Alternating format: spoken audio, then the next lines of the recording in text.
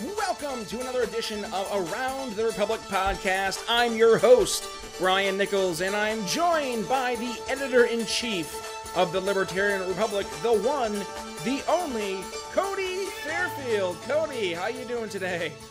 I'm doing well. How are you doing, Brian? A lot of stuff going on in the news. That's to say the least. I don't even know where we begin from our podcast that we had not even a week ago. I mean, my God, what all has happened in just the short time of 7 days. It's mind-blowing. Well, it's almost to the minute, literally almost to the minute of Comey's firing. A week later, almost to the minute, we have more breaking news. And this breaking news is probably the most damning breaking news that we've been able to focus on here in the short tenure of the Around the Republic podcast. And that is that reports are now coming out of the New York Times that former director of the FBI, Jim Comey, actually kept a paper trail of all these interactions that he had with President Trump. And in one of these memos that was released to the New York Times, evidently Comey is of saying that Trump had reached out to him to ask that Comey stop the investigation of Michael Flynn with Russia, saying, quote, he's a good guy. Which, if this is true, I mean, Cody, correct me if I'm wrong, this is textbook obstruction of justice. Yeah, so the legal, I believe it was the legal analyst or the chief legal analyst for CNN came out saying it is obstruction of justice. He said 3 words, obstruction of justice. And, you know, it clearly it would be if you are the president of the United States or you are an authority to the FBI director, and you walk in and as the New York Times quotes, you tell the FBI director, I hope you can let this go, or even more so where, let's see if I can pull up that conversation where they had it. And essentially he said, I hope you can see your way clear to letting this go, to letting Flynn go. Mr. Trump told Comey, according to the memo, he is a good guy. I hope you can let this go. It may not be coercive, in the sense of that we typically think of, but when you have a superior, not even officer, obviously you have the president of the United States making a suggestion using the weight of his authority, even without a direct threat, that would be obstruction of justice. He is trying to manipulate somebody else's emotions on a federal case, and it kind of really ties in the tweet that Trump let out following the firing of James Comey, where he said he better not go leaking more information to the press, otherwise, you know, there was some veiled threat that Trump was going to somehow ruin James Comey, and now it kind of seems like everything's lining up. It's starting to make a little more sense. And you know what's crazy for me is that if you go to any of your social media news feeds right now, I guarantee that the Make America Great Again camp, they're going to be looking at this and screaming fake news, biased media, and you know, to that I can say I understand, and I can definitely see where you'd have that belief of the media being biased and that this being fabricated to attack Trump. But let's just take a time out for a second and remove Trump from the equation. I mean, number one, the guy from the New York Times who broke this story is the exact same guy who broke the story of the Hillary Clinton emails, which, you know, back when this was a major issue on the campaign trail, the Make America Great crowd was having no issue whatsoever of spreading the facts of the report that came out of Hillary Clinton's emails. And to say right there that the reporter alone would be biased, I think, number one, is very, very dangerous, because at that point it just becomes selective media. But number two, I sincerely ask this for any Make America Great Again fans that listen, is if you're screaming right now at your you know, whatever you're listening to this, your laptop, your headphones, you're at the gym, you're going crazy, good, get an extra pump. But like, honestly, question, if this was Barack Obama instead of Donald Trump, would you still find as much issue with this as you are right now? And I'm pretty sure the answer would be, if it was Obama, you would be going ballistic, and rightfully so. Anytime a president takes advantage of their position of power, it should be, you know, duly questioned and investigated. So, I mean, Cody, what are your thoughts, you know, with the situation we have with this this news media coming out, going ahead. My cat's going crazy because he's upset about Trump too. He was a Trump supporter, if I remember correctly. I guess so, little Mose. But for those of you playing along at the home game, Mose is the name of my cat, which is the name of Dwight Schrute's cousin from the TV show The Office, because I'm that much of a fan.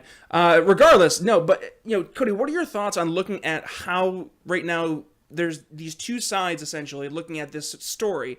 One side, Make America Great Again, they're going ballistic, saying this is fake news, fake media, and then the other side saying Trump needs to be impeached 3 days ago, and this is just verifying what we believe. So what are your thoughts there? I think it feeds both narratives, unfortunately, because neither side gives a shit about facts. Oop, never mind. Bleep that out. I really don't care. It is. Both sides. So the biggest issue with American politics is we look at it like lawyers. We nitpick facts that support our case and ignore the ones that don't. And so if you're the anti-Trump, not necessarily the anti-Trump like Republican, because some of them tend to be a little more grounded, but if you're that left-wing social justice warrior snowflake who Trump sneezes, if he doesn't sneeze to his right, then he's guilty of treason. If you're one of those people, you're looking at this and you're like, I don't care what kind of evidence there is. The fact that somebody said it is enough for me to squeal. And I'm gonna not accept his presidency no matter what is put in front of me, no matter what facts are contradictory, even if no evidence is ever presented. I just need to know that somebody thinks it.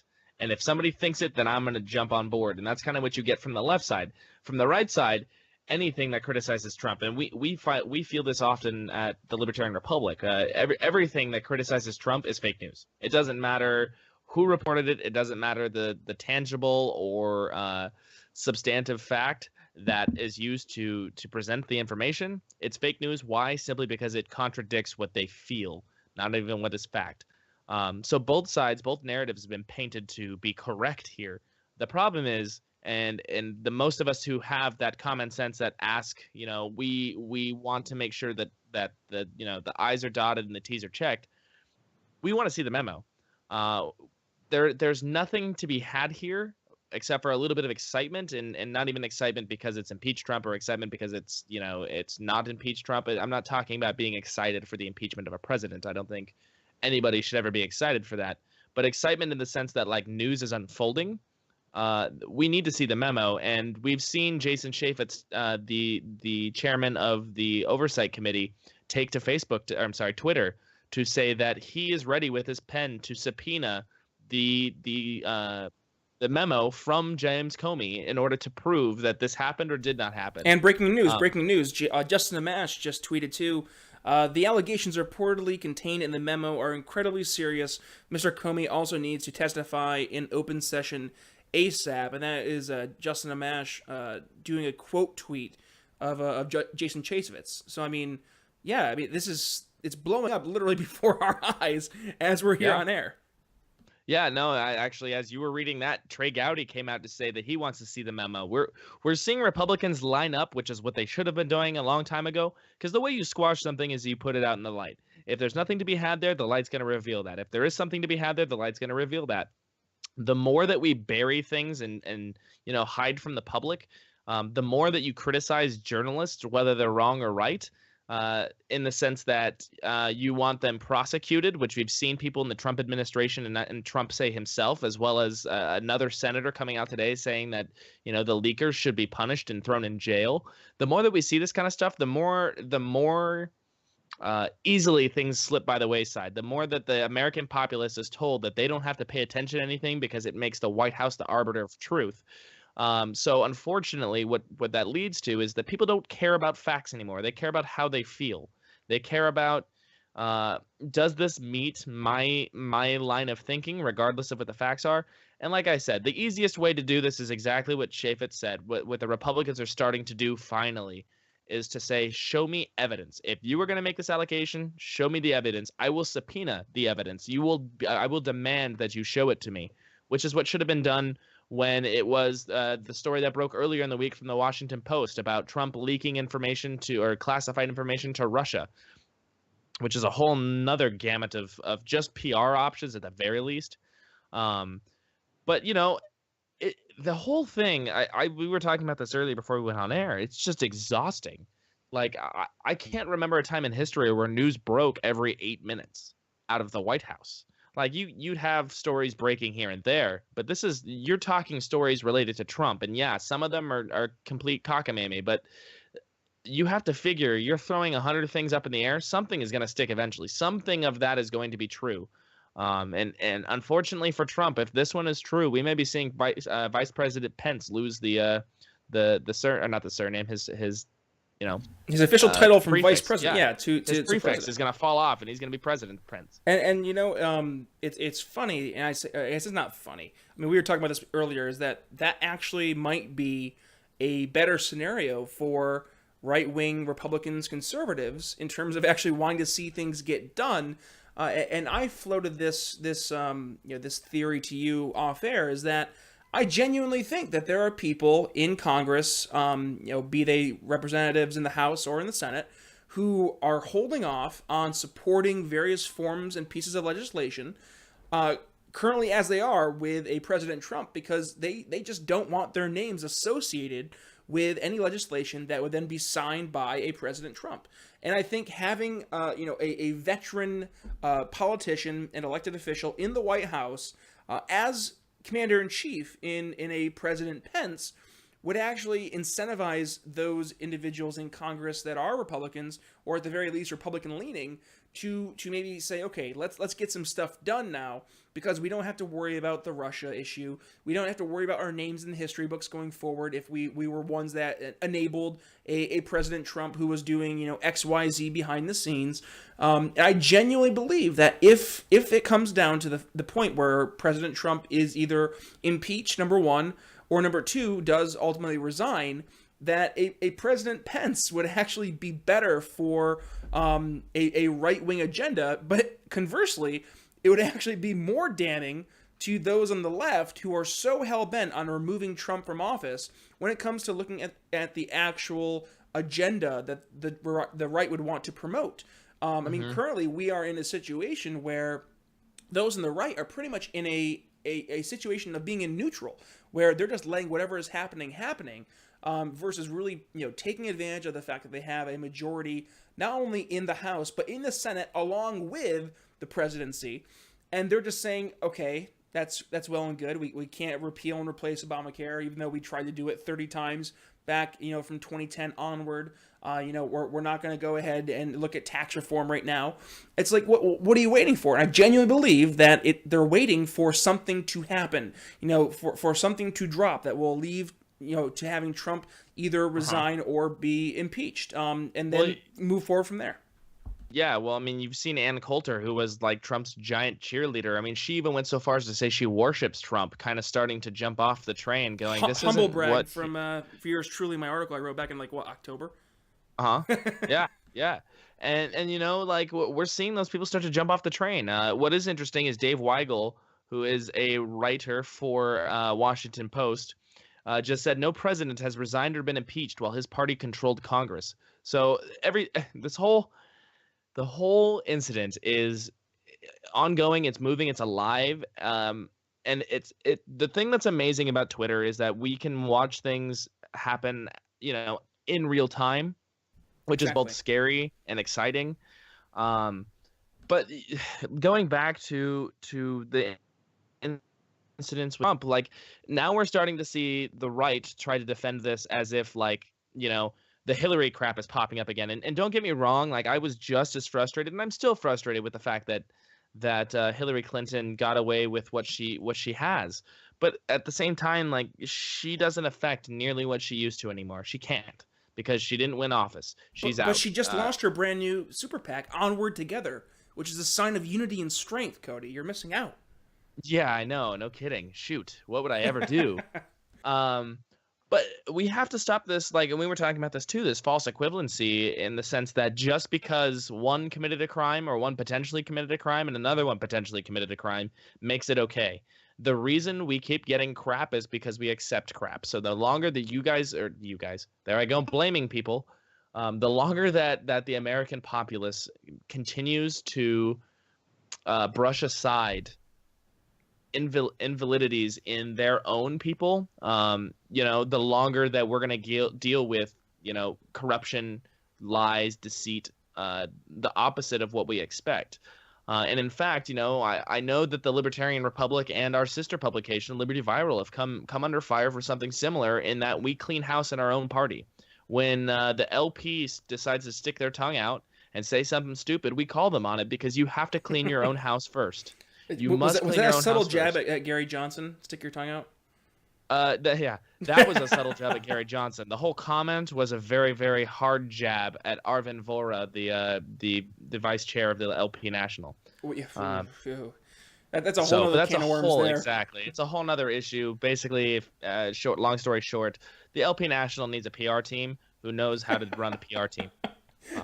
And they need something. Maybe some education on how the American public works. Anyway, back to this incident. I mean, we're looking at something literally larger than Watergate. Like, this will make Watergate look like minced meat, if the memo comes public and we can actually validate, what was said. Absolutely, because people seem to forget too that, I mean, and we look at Watergate. Watergate was, I mean, think of any issue of conspiracy that has come forward since the 1970s with Nixon.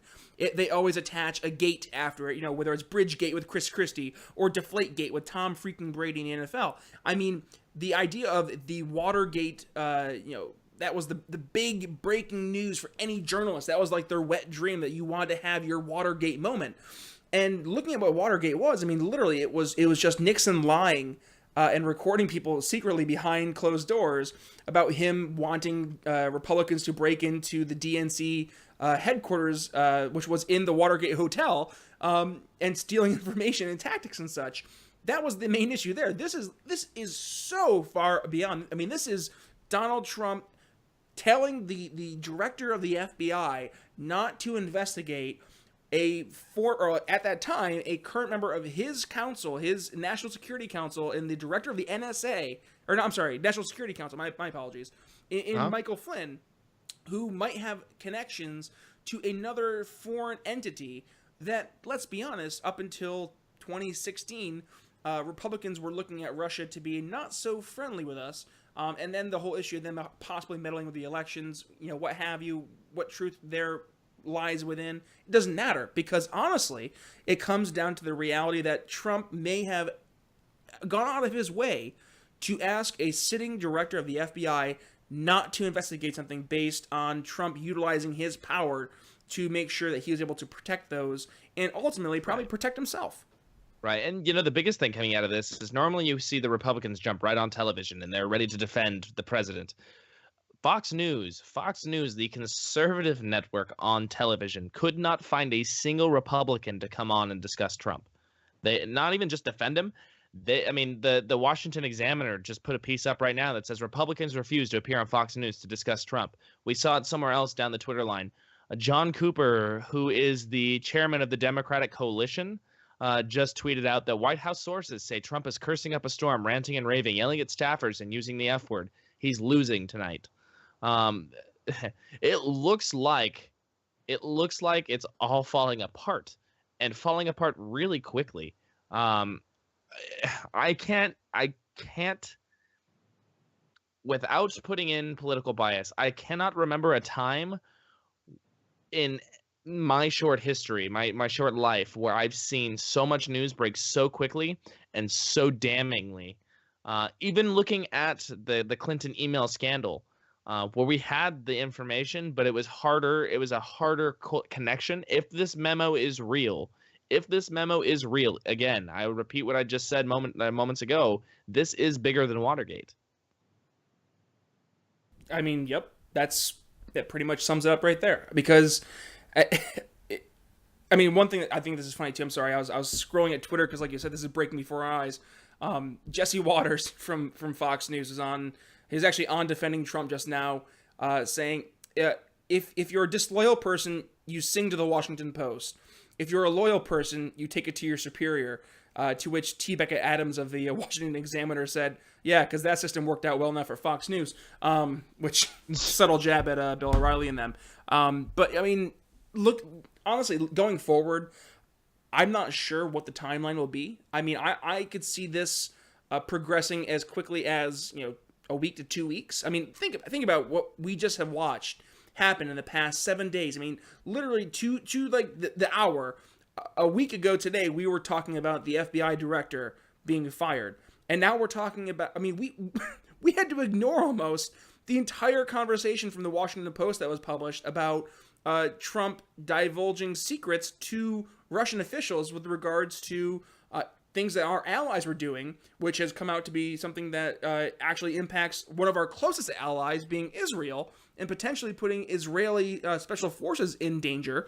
I mean, we've had to almost entirely forget that. And now we're talking about, a president who's potentially gone through with an actual obstruction of justice. I mean, I don't know how fast this will go based on history, because, I mean, if anything we've learned from this election cycle into, with the first 5 months of the Trump administration, is that history be damned, we can't look at anything really and use that as a template as to how things should be going forward, because nothing about this presidency and nothing about this election stick to the normal script. Yeah. I'm literally lost for words. It's bad. I mean, that's the only thing I can say is this is bad. This is not going to end. This PR generally for a White House is going to affect, I would imagine, their approval rating, whether it's true or not. Here's the biggest issue for the Trump campaign, or for the Trump administration, I should say. The stuff that is leaked is not so far out of the realm of possibility that they can just write it off. Right, absolutely. And that alone should say something. Look at Nixon. Nixon had at least some credibility as being, a respected political figure. I mean, you look at him and you would say, like, you would question Watergate. Yeah, he had a temper, and yeah, he had his own use of political power to destroy those below him. But when you look at Trump, he is such a loose cannon that nothing we're hearing is at all surprising or at all, easy to be written off in a heartbeat, because, I mean, really, are you that shocked that this could be from Trump? Right. And to clarify that comment about the White House being in an uproar right now with Trump belittling and yelling at his staff comes from Maggie Haberman, who's of the New York Times. So she has a source, Glenn Rush, who's also the New York Times, is also confirming that same story. And that's not hard to believe. I mean, obviously, if Trump is upset, and we know how Trump, responds to things, he's going to be blowing up at those people. And I do not envy their position today. Not that I envied them in the first place. I can't even imagine how petulant he can be sometimes to watch something actually substantive come out. I can't even imagine being in their shoes. And if I may, I mean, looking at rewind to the election, and there was many of us, I mean, I am a registered Republican, but I definitely, I'm very libertarian in my beliefs. But at the same point in time, I maintain my my registration as a member of the GOP just so I could have more influence in primary elections, voting for the likes of like a Rand Paul or Justin Amash and the likes. But during that campaign cycle, I wasn't against Trump because I wanted my other guy to win. I was against Trump because he was pretty much the personification of this cult of personality, where we get so caught up on a figure instead of the underlying principles that we're supposed to be, promoting in our daily lives, but also when we go into these positions of official power. Trump is not a conservative. He is not a Republican, and for that matter, he's not a Democrat or a liberal. He is Trump, and Trump, throughout his entire life, has gotten what Trump wants. Whether it was going and building his buildings in New York City or his golf courses across the world, the millions and millions of dollars, and I'm not discrediting his business acumen, but what I'm saying is Trump is not one to be told no, and he is now in a position of holding literally the most powerful role in the entire world. But with that still comes limitations of what you are allowed to do and what you are not allowed to do. And being the CEO of your own company, you pretty much are, the judge, jury, and executioner. Whereas president, you can't do that. And I've watched so many of my fellow colleagues on the right who have said, oh, we just need a good CEO to be the president of the United States. The problem with that is that a good CEO, if they are truly a CEO of a company, they are able to make the hirings and firings as they please. But if you're president of the United States, you can't fire Congress. You can't fire the Supreme Court.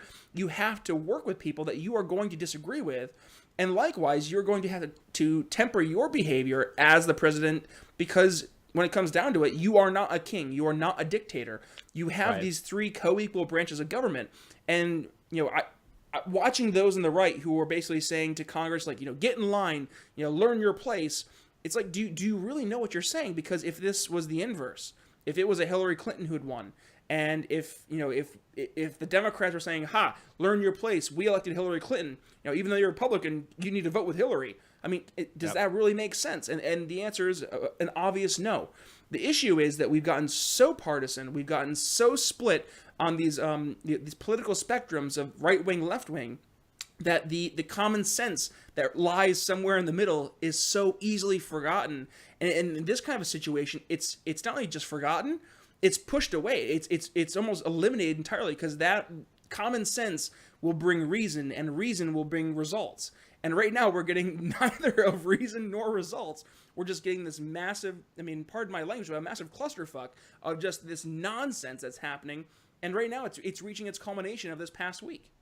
So as you were going through that, another thing dropped, and this is from Scott Bixby of the Daily Beast. And the headline is, "Senior administration official, I don't see how Trump isn't completely fucked."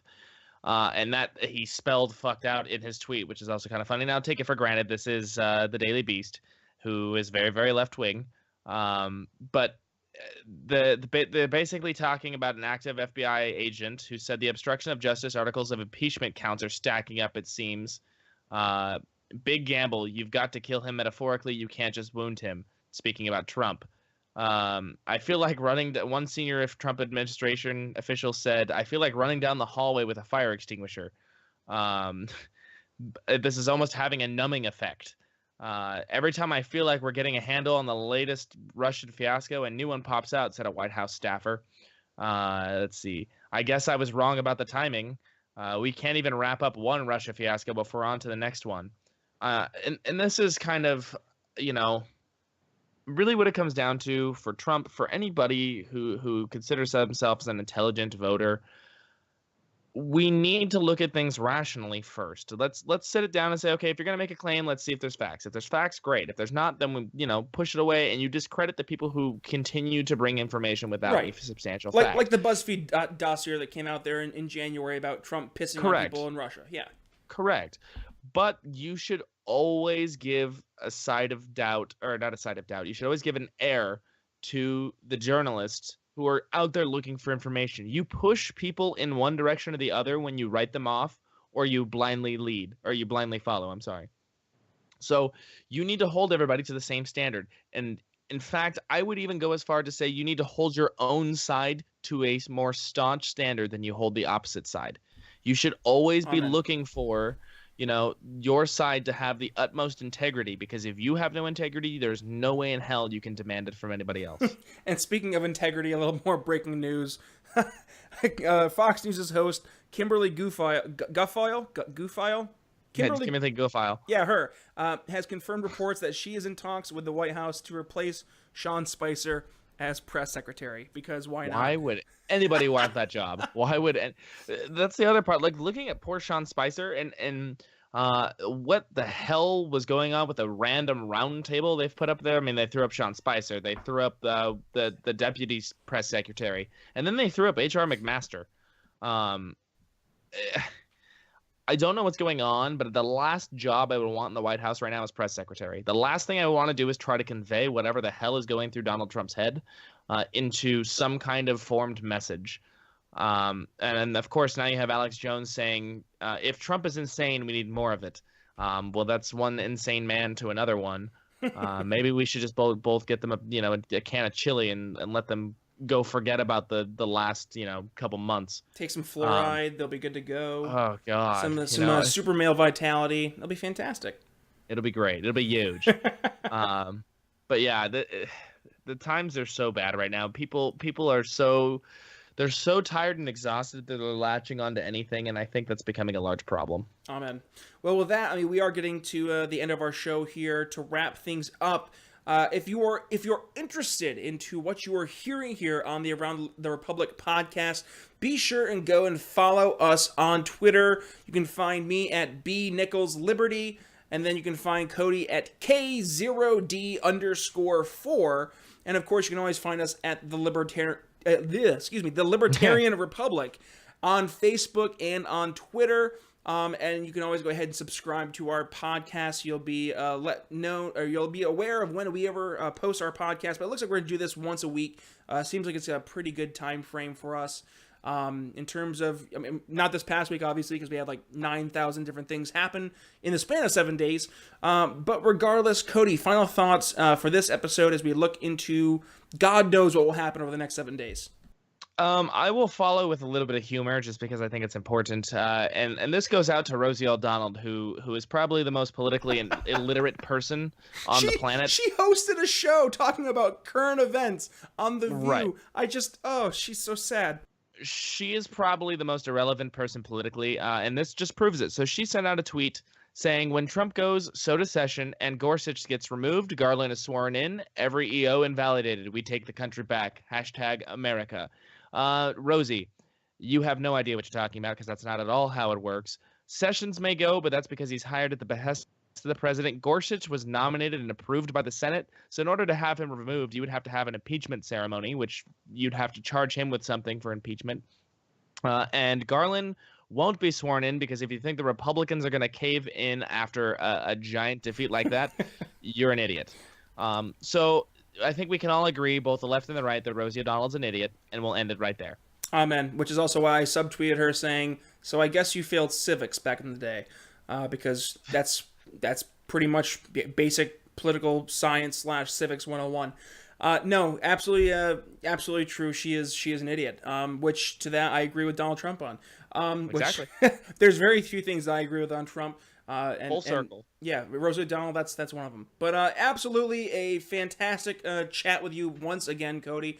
As always. As always. We always have some fun here on the Around the Republic podcast. But until next time, I am Brian Nichols, and we are getting ready to sign off here on the Libertarian Republic podcast, Around the Republic. As always, we ask you to remember economic freedom, personal liberty. We'll see you next week.